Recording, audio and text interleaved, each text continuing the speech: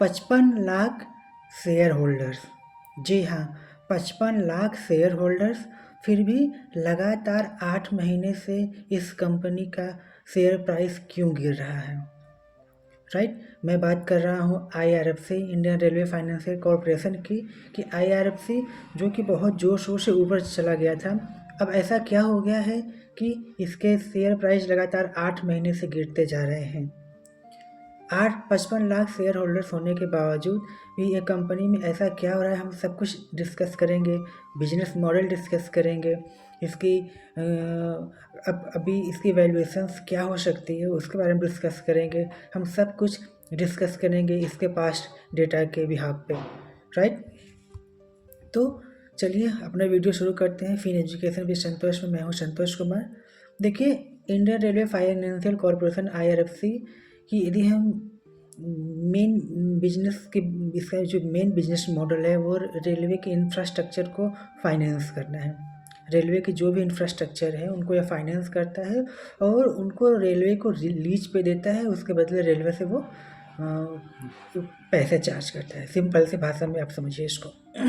अब तो रेलवे की ग्रोथ स्टोरी तो बहुत लंबी है, वंदे भारत ट्रेनें चल रही हैं और फ्रेट कॉरिडोर्स बन रहे हैं और इनका फ्रेट इम्प्रूवमेंट भी बहुत अच्छा चल रहा है, फिर भी इसके शेयर प्राइस, इसके IRFC स्टॉक के शेयर प्राइस क्यों नहीं जा रहा है?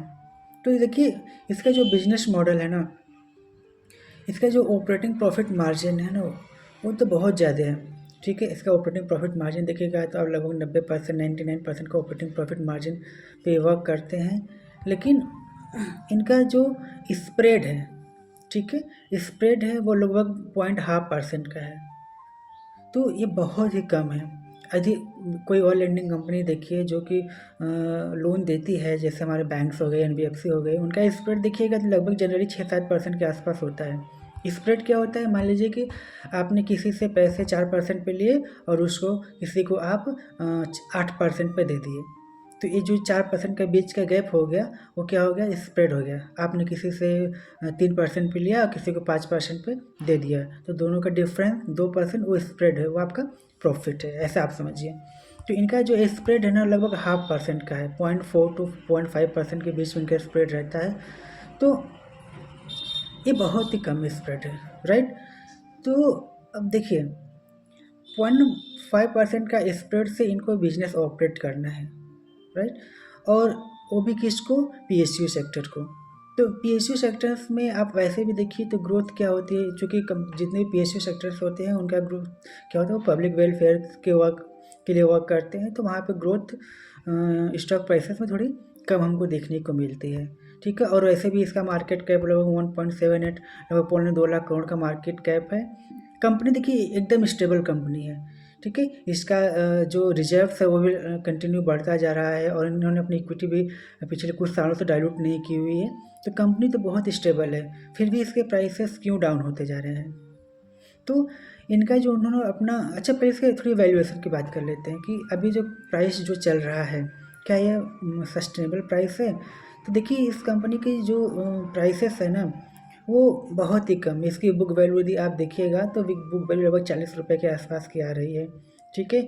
और मीडियन पीस टू अर्निंग का देखिए, वहाँ से अगर वैल्यूएशन देखिएगा तो वो भी अराउंड 40 के आसपास आ रही है, और बुक वैल्यू से तो आप देख रहे हो कि उसको भी लगभग 40 रुपीज़ के आसपास आ रही है, राइट।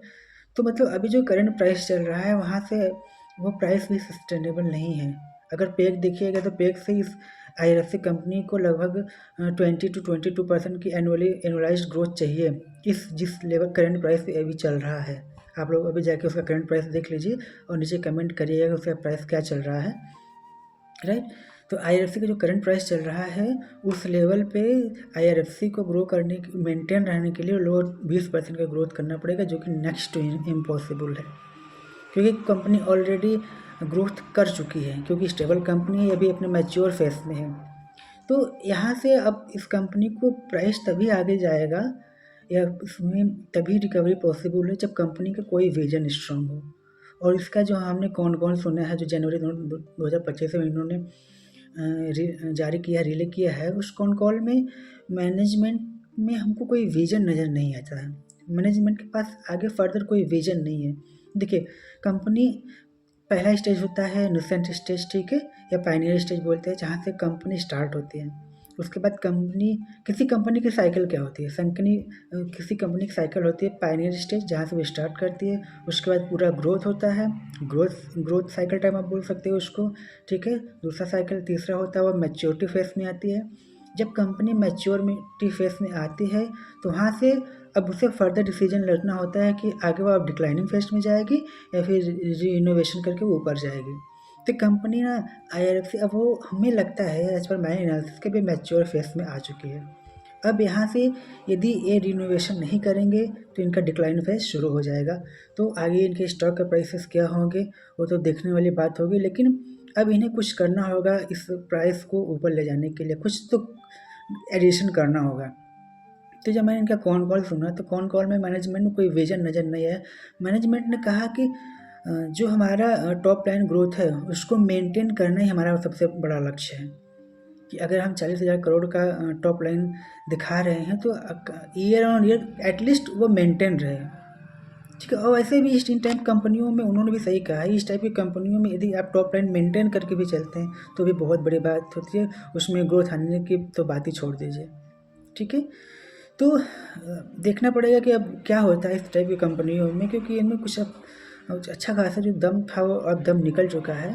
अब आगे जब तक कोई रिनोवेशन नहीं होगी कंपनी तब तक कुछ इसमें आगे ग्रोथ आने वाली ऐसा मुझे नहीं लगता है, राइट। और एक अच्छी बात लेकिन ये भी है कि कंपनी ने जो IRFC का मैनेजमेंट है उन्होंने ये बात क्लियरली बोला है कि अब कंपनी जो है IRFC है, फाइनेंशियल कॉरपोरेशन इंडिया रेलवे की, ये अब रेलवे से बियॉन्ड जाएगी। पहले तो केवल रेलवे इंफ्रास्ट्रक्चर को पैसे बहुत देती थी कि आप डेवलप करिए, वहाँ से रेलवे से हम रेवेन्यू जनरेट करेंगे, सिर्फ रेलवे के लिए वर्क करती थी। लेकिन अब ये आउट ऑफ रेलवे भी फोकस हो रही है, अब ये अन्य जगह भी पैसे को लेंड करना शुरू कर दिया है, ठीक है, पैसे को देना शुरू कर दिया है। तो यदि वो रेलवे से बाहर निकलते हैं तो उनका थोड़ा स्प्रेड बढ़ सकता है और वहाँ से एक अच्छी हमको अपॉर्चुनिटीज़ इनमें देखने को मिल सकती है। फॉर द मोमेंट यदि ये कुछ नहीं करते हैं तो यहाँ से प्राइस अब ऊपर जाएगा कि नहीं ये तो थोड़ा मुश्किल है कहना, लेकिन प्राइस इस लेवल को सस्टेन भी कर जाए वो भी बहुत बड़ी बात होगी एज पर माई एनालिसिस, राइट। अच्छा देखिए, इनका जो स्प्रेड इतना कम क्यों होता है? स्प्रेड इनका कम इसलिए होता है क्योंकि ये पैसे को क्या करते हैं, बैंक से टर्म लोन ले लेते हैं, ठीक है, और बॉन्ड ले लेते हैं।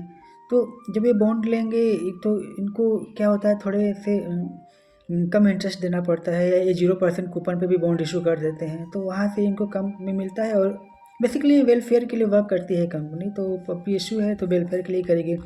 तो मेन रीज़न यही है इनका, क्योंकि इनको जो भी बॉन्ड लेता है 0% में बॉन्ड देता है कि एटलीस्ट उसका पैसे सेफ रहें। तो जब किसी को इंटरेस्ट कम देना पड़ता है तो आप भी कहीं से कम ही इंटरेस्ट चार्ज करिएगा। तो ऐसे ही चलता है इन सारी कंपनियों में।